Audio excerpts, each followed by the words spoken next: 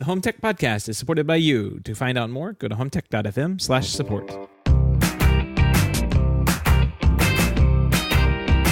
This is the Home Tech Podcast for Friday, March 30th, 2018. From Sarasota, Florida, I'm Seth Johnson. And from Denver, Colorado, I'm Jason Griffin. Seth, how you doing? Good. Jason, are we hearing your voice through the magic of your new Wi-Fi router yet? You had to do it. You had to do it. We're not. No, we're not. We're in the Apple Express, right? That's what we're on still. The janky Wi-Fi. Apple. Hey, you know, these airport extremes have served me very well. But Seth, I am proud to say that this is the last episode of Home Tech that I will ever record on my current network. I did receive my 3-pack Eero Pro today, just literally a few hours before sitting down to get ready to record this show. So I have not even cut off the plastic wrap off of the box, but super excited to get it set up. I'll have some updates for you next week. Yeah, it'd be a nice little weekend project. Hopefully it doesn't take that long, but I'm hoping it goes as quickly as everybody says it does, right? And I have no reason to believe that it won't. But as listeners to the show know, with 2 young kids at home and a demanding job and a weekly podcast, time is not easy to come by these days. So I'll be a good sort of litmus test for how easy the setup is. Awesome. Well, let us know next week. We'll know next week whether we have a show or not, because if you're not online, we'll know, right? That's right. You guys are going to hold me accountable here, right? These are not going to sit in the box all week. I can assure you that. All right. Well, let's start with a few home tech headlines. August announced that its 3rd generation August Smart Lock Pro and 2nd generation August Smart Lock are now able to be unlocked with the Apple HomePod. Previously, August required you to use a secure device like an iPhone or Apple Watch to interact with the hardware, but now Siri-enabled devices with most Siri-enabled devices with HomeKit can lock and check the status of the door lock. They did not enable the unlock, so yelling through the window at the HomePod and asking Siri to unlock the door does not work. They thought of everything, didn't they? Yep. So someone thinking of this, yeah. Yeah.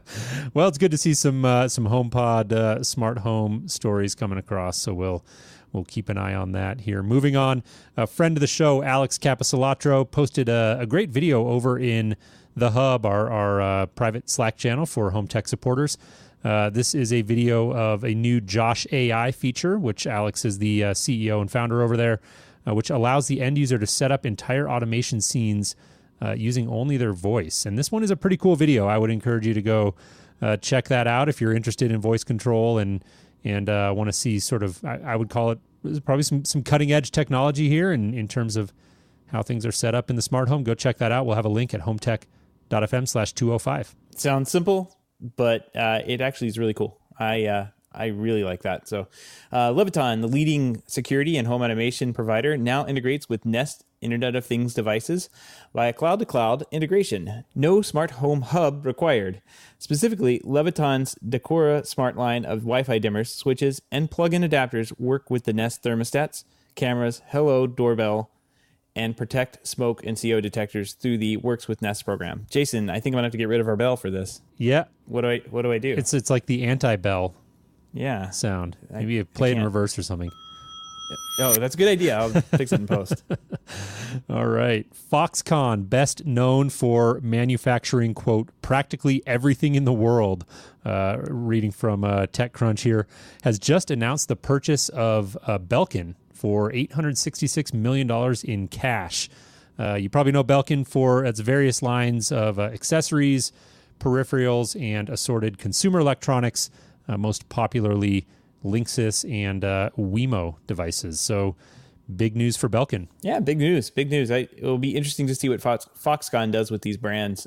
They seem to be buying and working for everybody these days. Another big Chinese company. We have Foxconn. We have, Xiaomi that we got to keep an eye on now. That's right. Google has unveiled a significant revamp of its Google Play Movies and TV app, as well as the Google Play Store itself. Similar to Apple TV's app, users can now search for a show or film and see all of the different places it's available. Google says it has support for more than 24 of major streaming services, including powerhouses like Hulu, HBO, Amazon, as well as the many network-specific options like ABC, CBS, Fox, Disney, Showtime, and more. Unfortunately, Netflix isn't available at launch, but Google says it is keen to add more partners over time. Very cool. Yep. Hey, a search company making a search app for TV. Makes sense.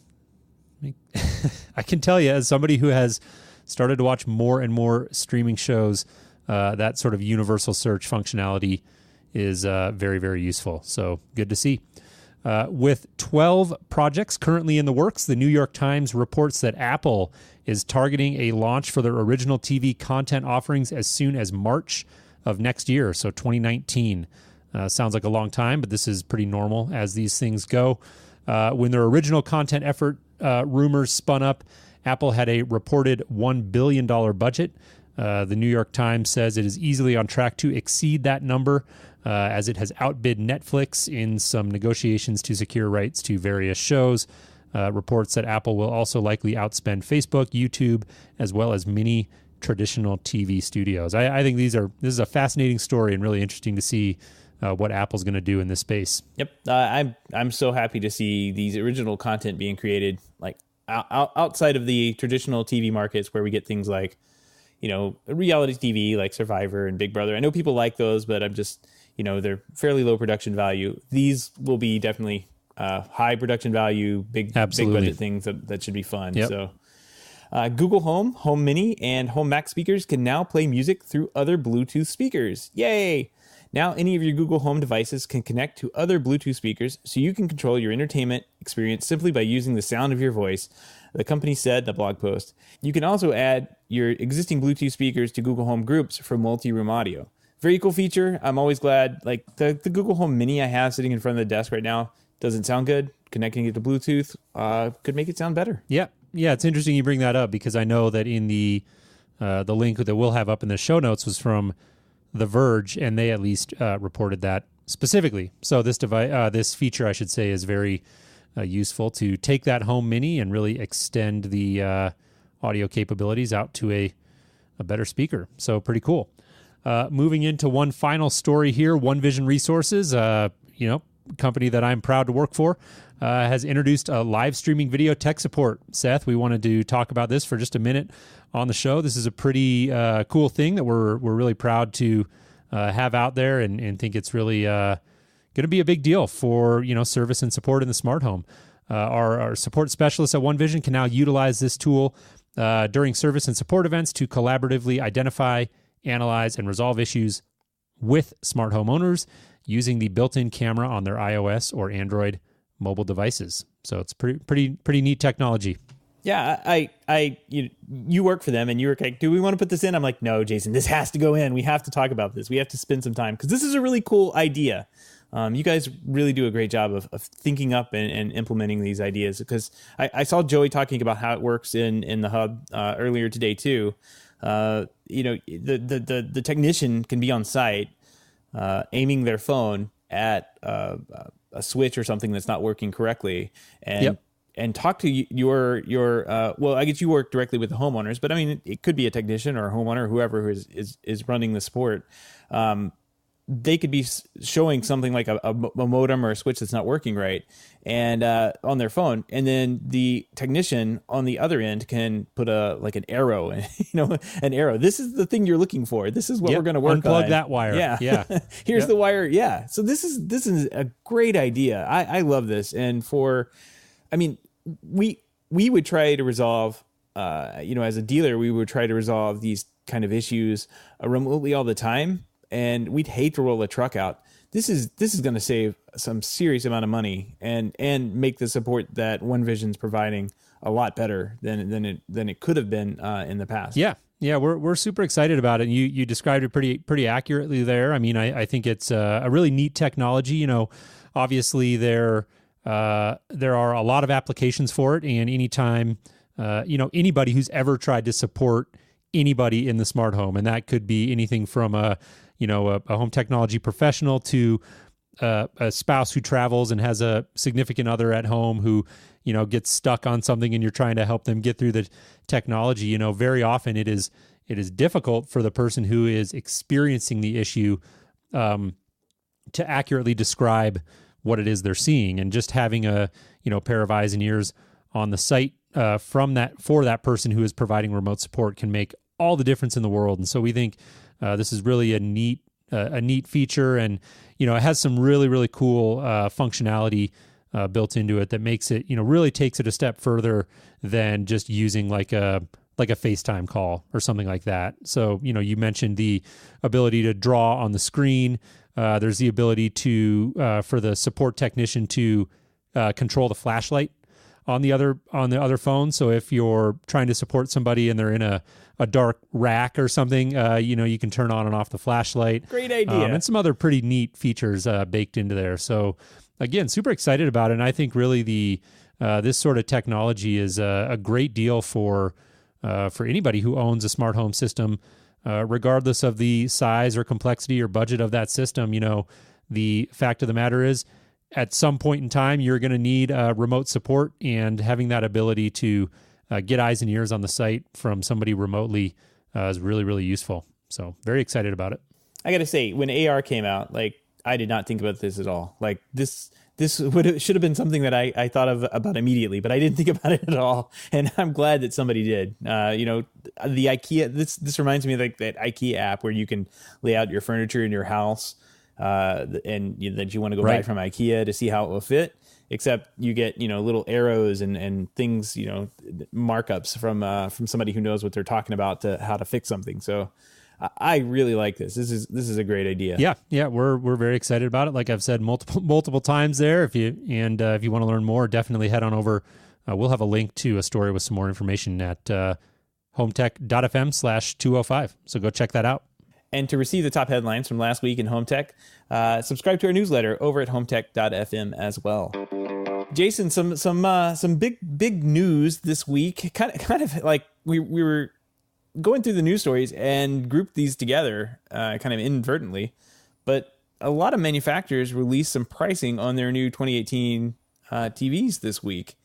TCL, Samsung, and Sony, all three of them told us how much the fancy TVs were going to cost. Yeah, it was really good timing, actually, Seth, because I mentioned to you as we were getting ready to record this week, I am starting to get in the market for a new TV. We've joked about how quickly I tend to move, and by quickly I mean not quickly at all, when it comes to making sizable purchases in the home. But man, we've got this Panasonic Plasma, this old TV that's just been working great, still works fine. There's nothing wrong with it, but it runs hot. It's a big, heavy TV. It's not particularly good looking. Big fat bezel on it, kind of gray color. Just looks old, and we're, my wife and I are in the process of really trying to spruce up the house and get things looking a little bit nicer. And so we've been sort of looking sideways at that TV a little bit recently, Seth. I'm not going to lie. And we are interested in buying a new TV. So it was good to see a few stories come out this week, and Sony, Samsung, and TCL all had stories that we pulled in here, and we thought we'd spend a few minutes sort of picking them apart and talking about TVs in general.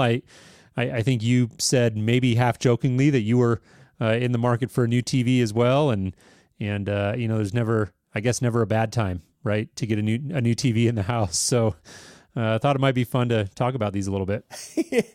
Who wouldn't want a new Sony OLED, right? That's right. You'd be insane to say. It is a great time. Yeah. It's a great time to buy a new TV right now. So let's start with the Sony stuff, because that's, you say Sony, and that's going to be the super high end of the market. OLED is still expensive, and Sony is pulling no punches on this. The base model OLED is a $2,800 HD 4K TV. And the 65-inch is $1,000 more, so $3,800 for that one. Still, for the quality of that TV, And from what I've seen, like in the local Best Buy Magnolia store, when they had all of these kind of lined up, man, the Sony just pops. It looks beautiful. And so does the LG. Like LG has a really good one too. But man, the Sony looks great. So Jason, are you going to spend, let's see, you want the 65 inch. I'm buying for you right now. Let's see. So that's $3,800. We need a few more patrons. We need a few more patrons for that one. Just a handful more, right? Yeah. There is one big catch on this though, and I think you're gonna pass on this because of this issue. Dolby Vision is not going to be available initially, and they're gonna roll that out with some firmware updates later in the year. So I don't think you can get this. That's totally it. Otherwise, I would have pulled the trigger, right. For sure. It's too bad. Sorry, up. Sony. OLED is an awesome technology. We've talked about it periodically in the past, and in case anybody listening is not familiar, we won't get super technical, A, because it'll bore you, and B, because I can't. But what I can do is describe, like, generally speaking, OLED is a very fundamentally different technology, right? And the key thing to understand about OLED is that the pixels themselves are generating the light. They are the light source, which basically what that means is they are able to produce A, very rich colors, and B, one of the things that OLEDs are really known for is very, very deep black levels, which is really important. A lot of people think about brightness when you think about the quality of a TV picture, or they think about color.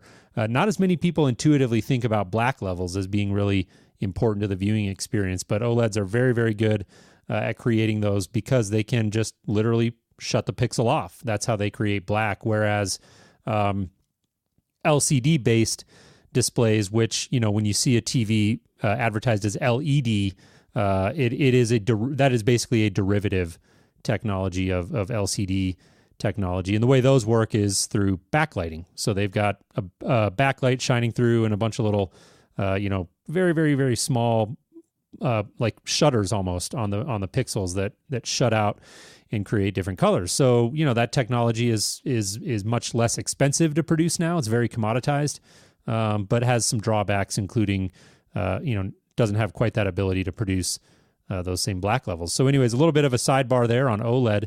But the great thing about OLED is it is starting to come down in price.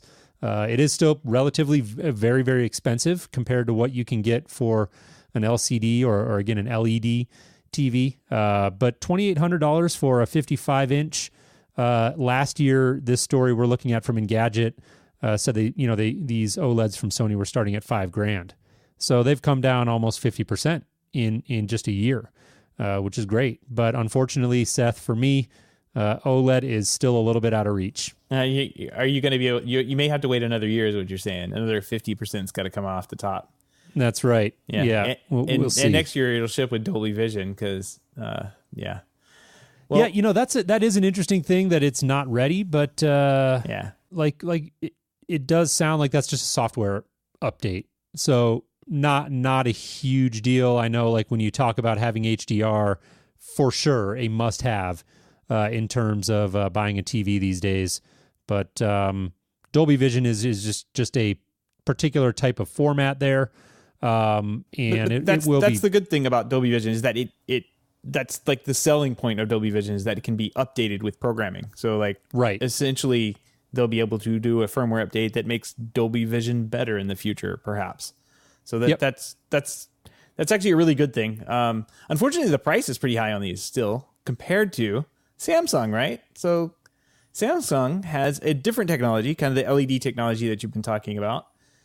But it's QLED, and forgive me if I'm kind of like dense on this. Like, this is the quantum dot stuff we've been hearing about, right? Is that, or is this something different? I think it's a version of that. I believe. I actually need to refresh on QLED. I know Samsung was very hot on QLED, a couple of years ago when it first came quantum out. Dot. Yeah, quantum dot, and I actually don't know a lot about it, admittedly, but it is the. I think Samsung as a company, Seth, has been a little bit hesitant to get into OLED production, like a lot of companies were for a very long time. Frankly, I mean, for a long time, LG was the only game in town. Other than there were, I think, some Panasonic and still are some Panasonic OLEDs out there but those are really more like reference displays. They're used in like video post-production, high-end sort of environments like that. So as far as a consumer offering for OLED TV, LG's was the only game in town. You're starting to see Sony get into it now. Samsung has not, but they've got this QLED technology that they really tout as being able to do, according to Samsung, just everything an OLED can do, but still keep the price points down because, like you alluded to, Seth, it is based on that LCD type of technology. There was one OLED I do remember from way back in like 2008 time, and I think Sony actually did make this one, but it was an 11-inch, the Sony XEL1. I'll put that in the show notes. It is I want to say it was more expensive, but this old thing from PC Mag back in 2008 has the price, the MSRP on this for an 11-inch TV. This is an 11-inch screen, 11-inch OLED. 11-inch? Yeah. For how much? $2,500. That would look great above the fireplace. Yep. I mean, this is what, 2008. So I mean, 10 years ago, this was 11 inches would cost you $2,500. Crazy. Yeah, that is nuts. This article is hilarious. It's like oh my God, this is a blast from the past. It says the XEL1 costs as much as our favorite 50-inch plasma HD TV. Get ready for this. The Pioneer Curo PDP 5020 FD. My in-laws have one of those, and it's still a beautiful TV. So that's a great TV. But yeah, an 11-inch OLED TV 10 years ago.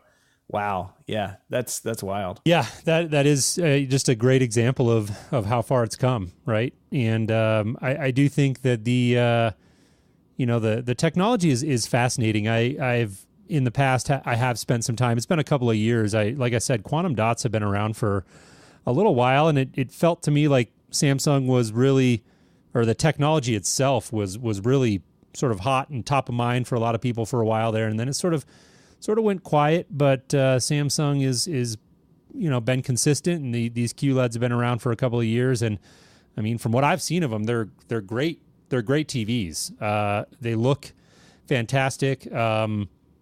If you're looking for a great TV and you're not really ready to shell out the gobs of money that you still kind of have to spend for a big OLED, the Samsung QLEDs are a great option.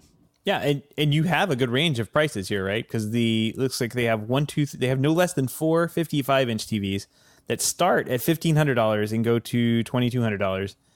Then they have some 65s and some 75s, an 82, and a 75-inch model that tops out at $6,000. That's their flagship, the Q9F this year. That'll be Samsung's flagship 75-inch. Yeah, that's the one I think you need to get, Jason. I mean, just $6,000. That's a pretty good deal. Yeah, that's a pretty good car.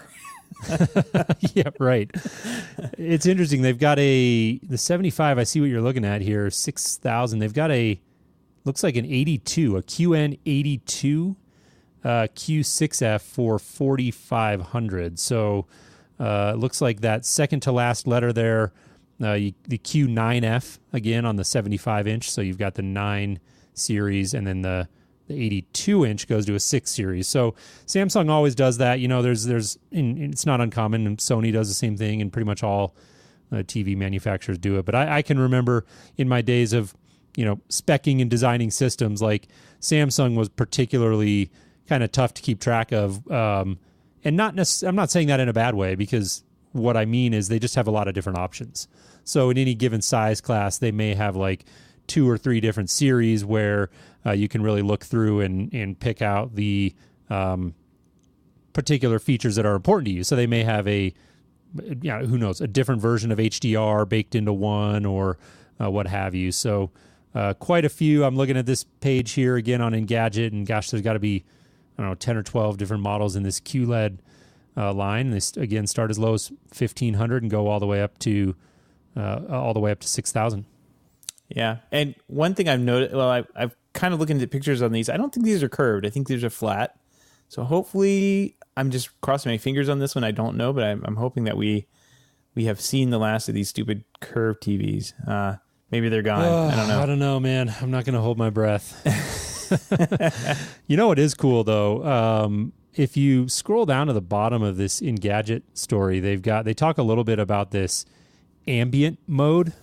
Yeah. And I need to read more about this because I have to admit I have no idea how it works, but it says ambient mode allows the TV to blend into the room rather than showing a blank screen. And then they've got pictures below it where it's like it's a concept. It looks like a drawing, possibly not a real picture, I don't think. But anyways, it's TV mounted on a like a red brick wall, and instead of just seeing like a picture on the screen or a black screen like you might expect, it's like as if you can see through the display. So you're actually seeing the bricks behind there, and so very curious to know how that works and how well that works.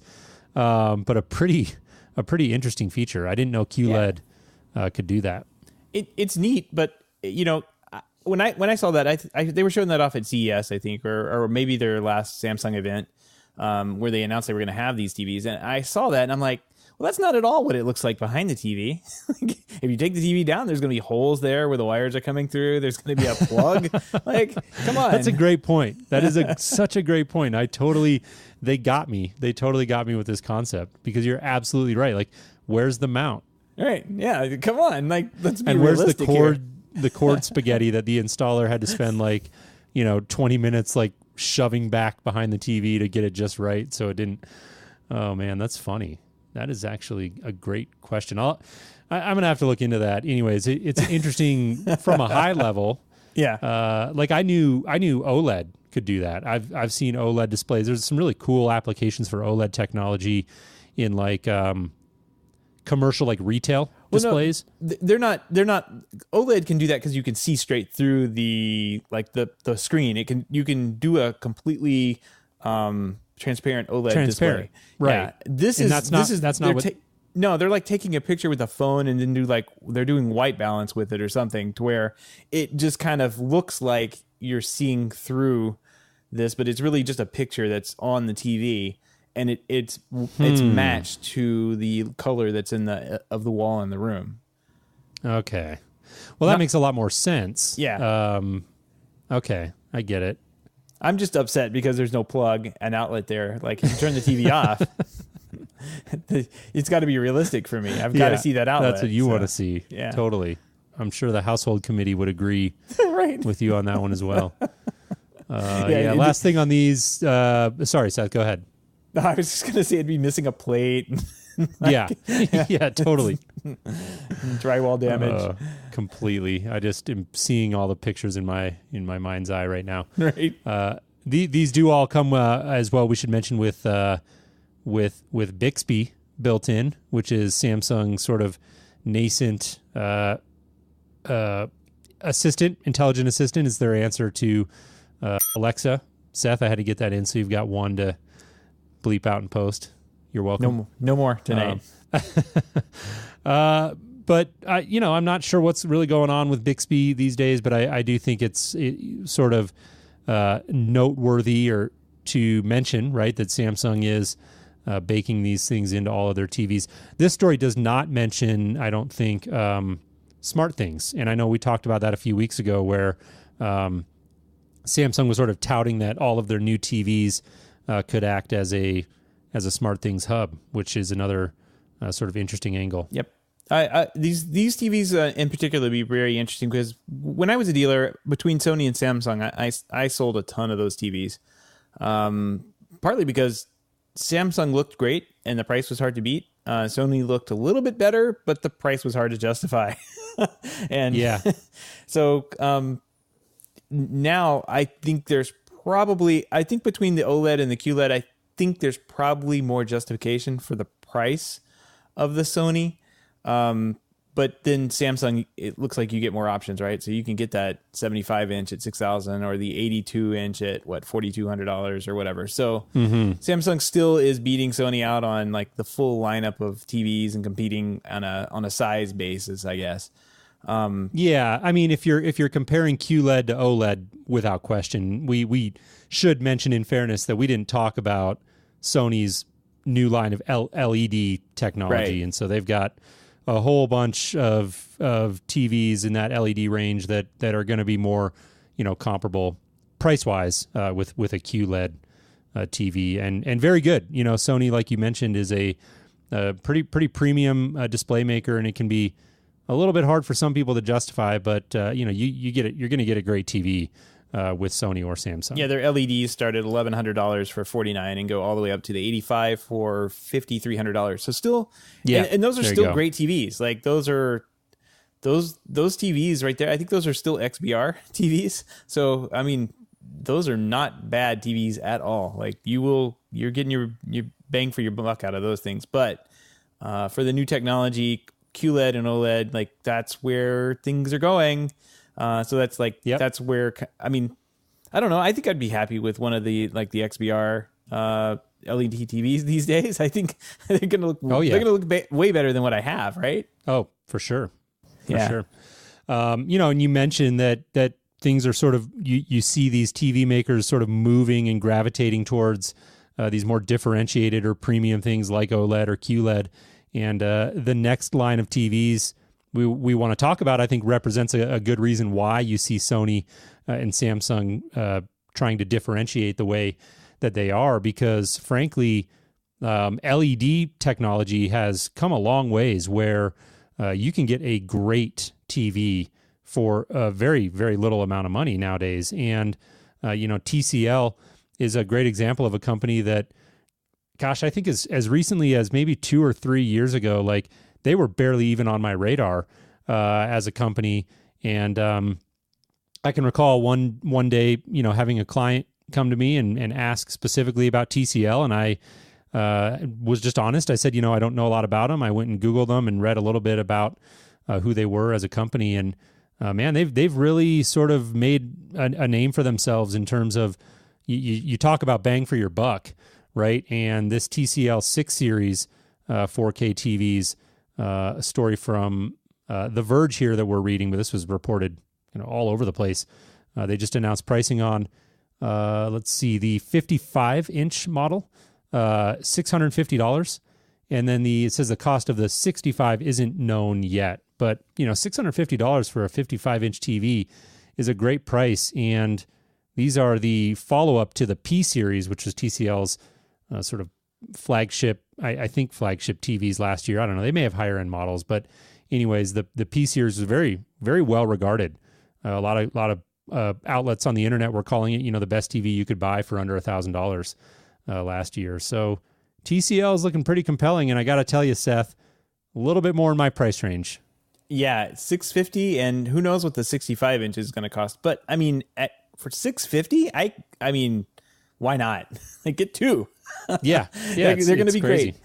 Great. And these have the Roku TV software built into them, so the interface is really easy to use. You get Roku built right onto them.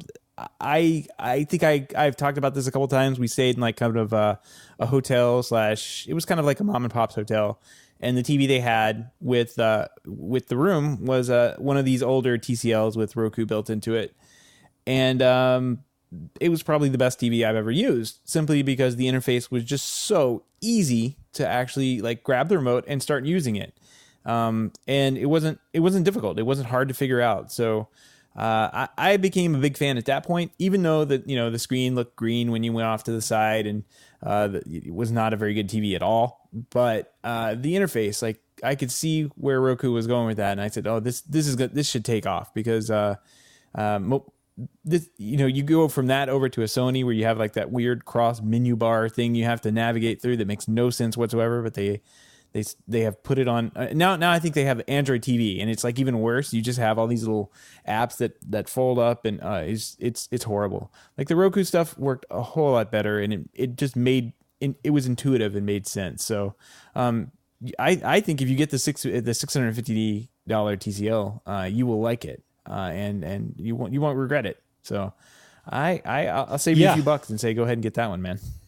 Hey, I appreciate that, Seth. Good looking out. Yeah, this thing is very impressive on paper. You know, one of the things that I was actually the most surprised by. So I read this whole story and I'm like, yeah, this thing sounds great. I think this could be a good option. Mentioned it to my wife, and of course, we're talking about price and how much we want to spend and all of that. And I totally did a double take when I read this part of the story. This has full array local dimming. And so this is like a big deal for LED technology because, we talked earlier about really the benefit to OLED is that the pixels themselves produce their own light so they can shut off and produce better black levels. Well, back in the day when you had LCD technology, it was really, I think it was just like one big backlight, or I don't know, maybe there was a couple, but point being, it was like really one backlight that was always on, and the shutters were doing all of the control of light. So you got a lot of bleed through around those shutters, and they just couldn't get nearly as dark as people wanted them to, frankly. Well, local dimming was designed to address that exact challenge. And so, there are various flavors of local dimming.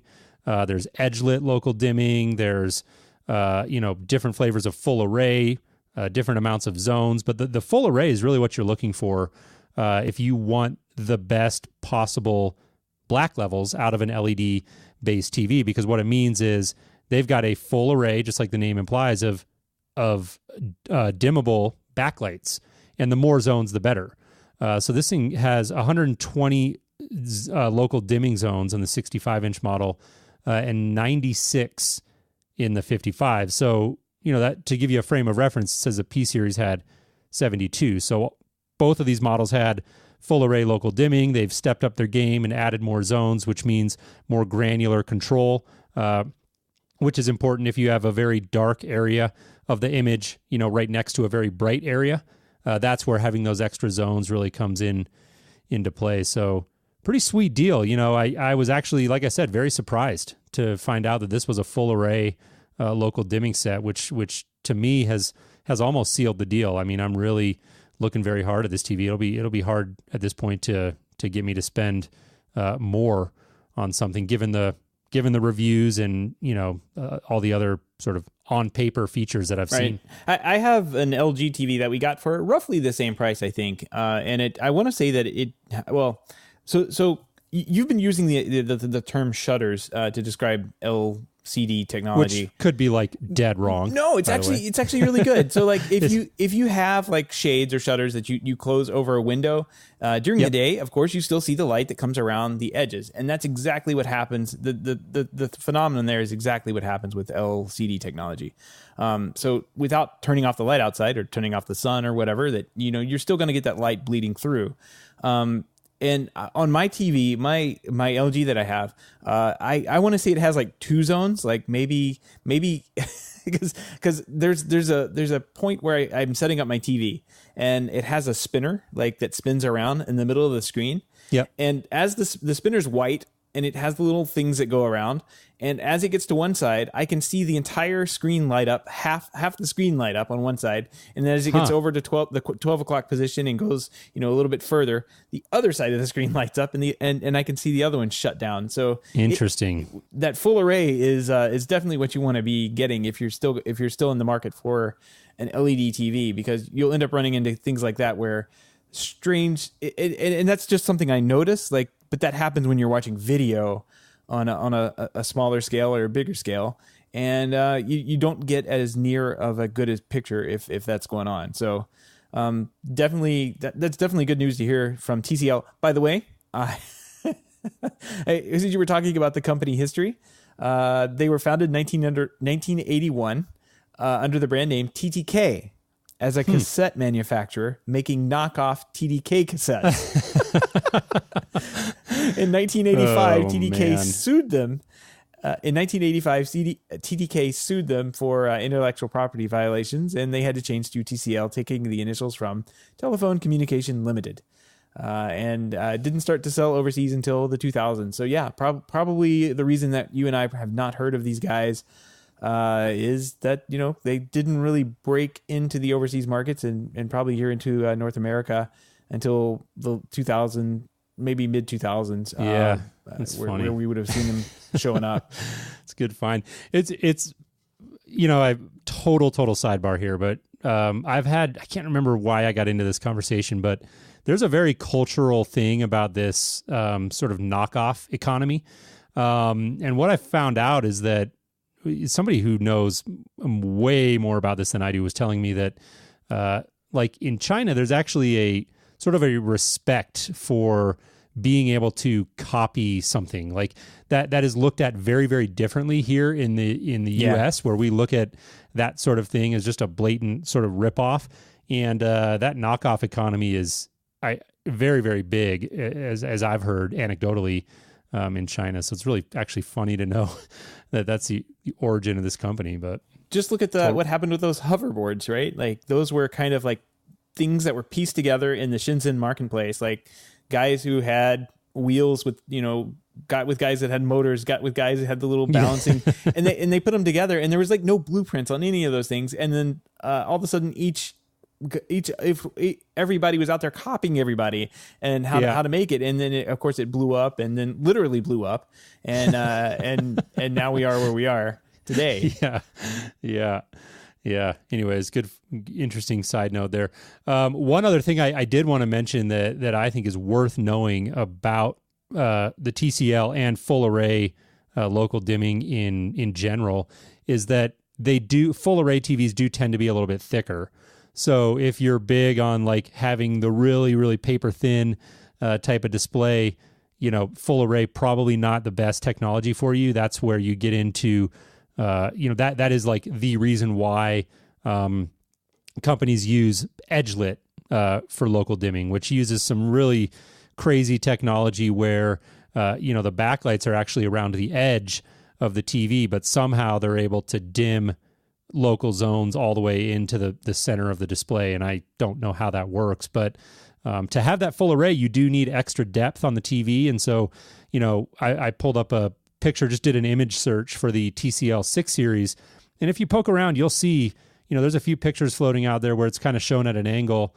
And I don't know what the exact depth is of that display, but you can definitely see that it is, noticeably deeper than a lot of these other really thin TVs that are coming out today. Me personally, totally not bothered by that at all. I will trade that extra depth for picture quality 8 days a week. But I know for some people, having that really thin aesthetic is important. So that's something to take into consideration. The smaller TVs are the ones typically that you're seeing do the strange, like cutting edge things, right? So that's where you're seeing, I'm thinking of that strange, that one of maybe an LG panel that had like no speakers on it and it was super paper thin. I saw a few guys have installed this, and it has a ribbon cable that plugs into it, and then the guts of the TV are actually mounted in some like a sound bar that you have to have below the TV. So those types of flagship TVs are kind of like those like in the car world where they make those. I forget what they're called because I'm not a big car guy, but they make those prototype cars and like they're oohs and ahs and everything. And then the real car comes out, a couple of years later, and it doesn't really look anything like the prototype car that they put out, but kind of has some of the body elements to it. So yeah, it's a great analogy. That's like the difference between when you see those paper thin TVs in the marketing images mounted on the wall, and then you actually see it in real life. And it's like, oh, there's a 3/4 inch bracket, and then they had to stand it off a little because the outlet got in the way or whatever. Like, there's a million different things that go into getting that TV to really flush up against the wall, and quite frankly, to really take full advantage of those super super thin TVs, you've got to actually have like a pocket to put your outlet and all of that other mount and stuff like that in. And I think we had a picture of the week a few weeks ago that was a supporter of the show, James Ratcliffe, who's got a integration company over there in the UK. Fantastic looking mount, right? Where it was one of those really thin TVs and it was just pressed right up against the wall. And that's what we were talking about. It's like you see an image like that, and unless you know better, you don't really realize how much work goes into actually getting that thing to suck right up against the wall like that. It's not an easy thing to do. No, it's very hard to do. Very hard to do. I just looked it up. The TCL P6 series 4K TV is 3 inches deep. So you got that. You got 3 inches for the mount. 3 inches? It's going to stick off the wall. Wow, that seems really big. I'm looking at. I'm looking at the back of it. It's kind of one of those TVs that's thin around the edge, but then it has this kind of like does it have a little thing that like bows out? Yeah. Got it. So still not a deal breaker for me, but that could be for other people, and I totally get that. Yeah. Not the end of the world. It's for $650, I can forgive a lot. Yeah, right. And we've got the way our house is set up, like the living room's kind of off to the side of the kitchen, and a lot of times, we've got a swing arm, and a lot of times we've got the TV sort of angled out anyways. So that even makes it less of a concern for me. Right. Well, you'll have to let us know in the coming months when you go out and buy one of these. Yeah, I was going to say, hold my feet to the fire a little bit, but $650 is a great price, but still we are a budget conscious household here when it comes to this sort of thing. So we'll probably take a little bit of time to pull the trigger on this, but no major rush for us. Like I said, it's not as if our TV has died or anything, and we're really sort of needing something there. We're just starting to do our research, and I got to tell you, TCL is looking like a great option right now. Yep, absolutely. Thanks to everybody who participates in our Slack channel over at the Hub. That's how we get a lot of the stories that we've talked about today. But if you're not part of the Hub and you'd like to submit stories, you can reach out to us on Twitter at HomeTech Podcast or HomeTech.fm/feedback. That will send the stories directly to us, and we'll get them and talk about them on air here. Yeah, absolutely. Funny, moving into the picture of the week here, I didn't actually connect these dots when I mentioned James Ratcliffe from the UK just a minute ago. But Seth, James is a great friend of the show and supporter of the show, and sent a picture across the Hub, our private Slack community there, of his recently completed new showroom over there. And this thing is looking pretty good, and this is a cool image. It's one of the, I don't even know, is it like a 360? I'm not even sure what to call it. It's like one of those 360 real estate agent things. It's kind of cool. I like it. Yeah, it's really neat. You can scroll around and you can see, sort of get an idea for what some of these high end environments really look like. I think this gives you a good taste. Looks like they've got a little bit of a projection setup sort of over off on the side, and some different TVs, and I'm sure there's speakers all over the place. But man, gorgeous showroom. And so yeah. We wanted to feature this, and hats off, James. The showroom came out really, really nice. Looks like he has a flamethrower mounted on the wall. I saw that. It's one of nice those. Touch. Well, who did that? Was it Elon Musk or Tesla or something? They the Boring Company, I think that's is what it's it is. called. Yeah. Well, why not? Pretty cool. Yeah, it looks good. It's like mounted in a glass case, and this is just a really, really neat room. Very, I would describe it as classy, right? The feel is very, very classy and really nice. It's really nice setup. It's very well polished and very well thought out. There's a lot of things that don't really. There's a lot of technology in here that I can see that you don't see immediately when you're just looking around. I'm sure you see it too, Jason. But I mean, the lighting zones in here, there's an incredible amount of lighting that's in this this area here. So and just knowing what that takes to think about, plan,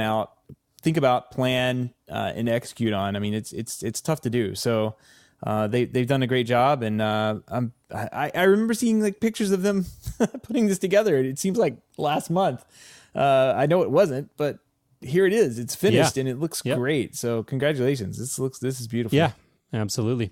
Well, we mentioned a couple of times there that James is a friend and supporter of the show. If you are interested in becoming a supporter of the podcast yourself, head on over to HomeTech.fm/support. That's where you can learn about our patron program, which is a way that you can support our efforts here at the podcast for as little as $1 a month. And also by doing that, we will send you an invite over to the Hub, which we've mentioned a few times, which is our great private Slack community. That's a ton of fun. So we really would appreciate you doing that. Once again, that's HomeTech.fm HomeTech.fm/support. And Seth wanted to send a big thank you out this week to Kurt Rosenkrantz, who came on at the $5 level. And Kurt, if you're listening, thank you so much. We really appreciate it. Yep. Thank you, Kurt. And there's a couple of other people that came through, at the $1 level. I want to thank them as well. Appreciate supporting the show.